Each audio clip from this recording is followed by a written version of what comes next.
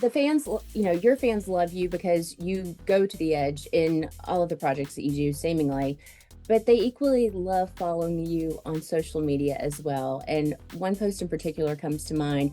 You had a recent summer post that you said some fun being had. So you had, of course, your pooch, and then some photos of you by the water with little daisies. Run faster! What's a moment together from the summer that's really reminded you why it's also important to step away from work from time to time? I think, balance, right? We all need balance in life. And, in our movie, there's no balance. We take the wheels off, we take the brakes off, and it's like burn the bike down. And that shows those extremes. But I think in life, we're all striving for balance, right? In all areas. And sometimes we win and sometimes we lose. But, hopefully we come out on top. Well, dude, you seem to be winning at both right now. And here recently, Jerry Bruckheimer said that there's a possibility for a new Pirates movie, also starring possibly Johnny Depp. Everyone stay calm. We're taking over the ship. I am us! So what are your thoughts on the franchise getting new legs, new sea legs at that? And would you be interested in throwing your hat back in the ring with? I haven't heard anything as yet. Oh, come on, Orlando. It's true. I literally just said, it'd be great to get the band back together, but I've heard nothing. It was a wonderful experience. I think Johnny's remarkable. Jerry's a phenomenal producer. His history of making movies speaks for itself, but who knows? Who knows? Would you be game though? Who wouldn't be? I wouldn't look a gift horse in the mouth. It's a great experience. Kids love it, Who could say no to Bruckheimer or to Johnny? He won't make the weight check. I'll take care of the checks, so long as you can hit the official weigh-in. That's 26 pounds in 6 days. I know a guy gets things done, but I ain't gonna lie. It'll be rough on him. We'll make it. To make it, you gotta take the brakes off. Get him on the scale.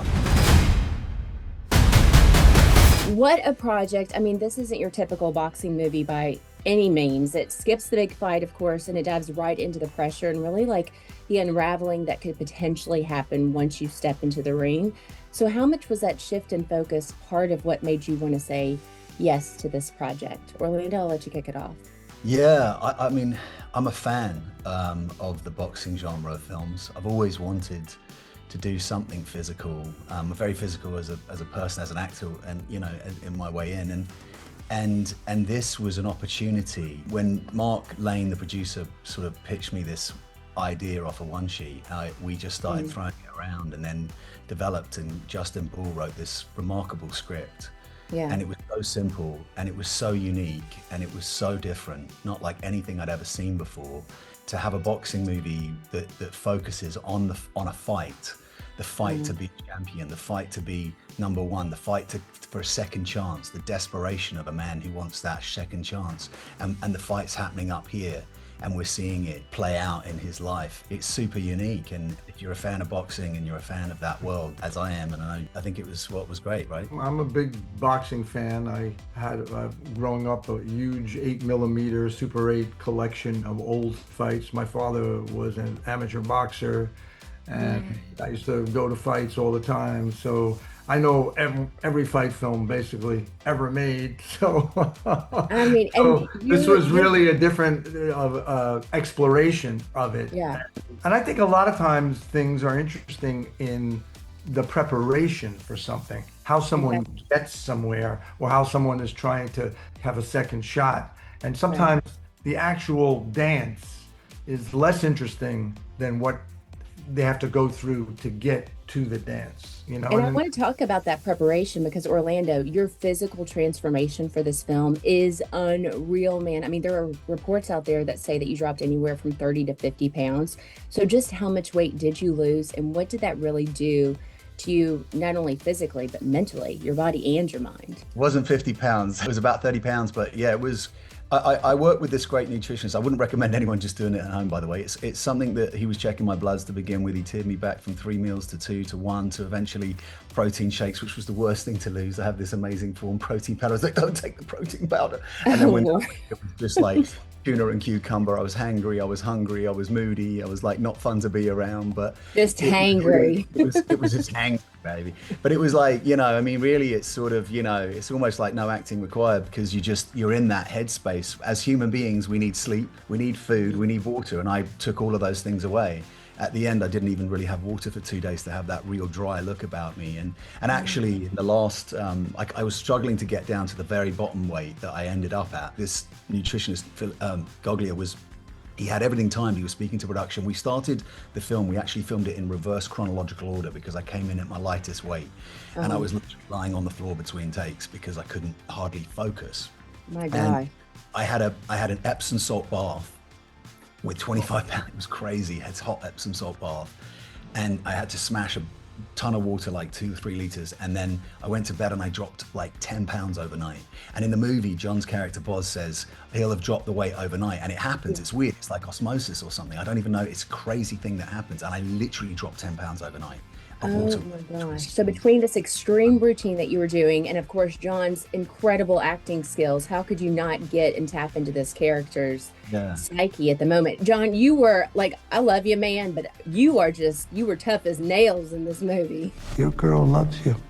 So she's only gonna hurt you so much. What you need is someone that loves something more than they love you. To me, you're nothing but a poker chip. It's nice to get away from yourself sometimes, but I actually was worried about Orlando. I was thinking like, oh my God, I hope he's gonna be okay sometimes in between takes. And you know, you don't have to do that much acting when the other person is given so much of himself, you know, physically and emotionally. And it was very well written. And also, you know, athletes do all kinds of strange things to themselves, you know? They cheat, they gain weight, they lose weight, they blow up, you know, muscles. And because they have a shelf life, it's a certain time and then it's over for them. And so it's a very tough thing to live with. And so I love athletics. At the same time, in our profession, you know, you can become a better actor or actress at 50. You know what I mean? Athlete, they're finished.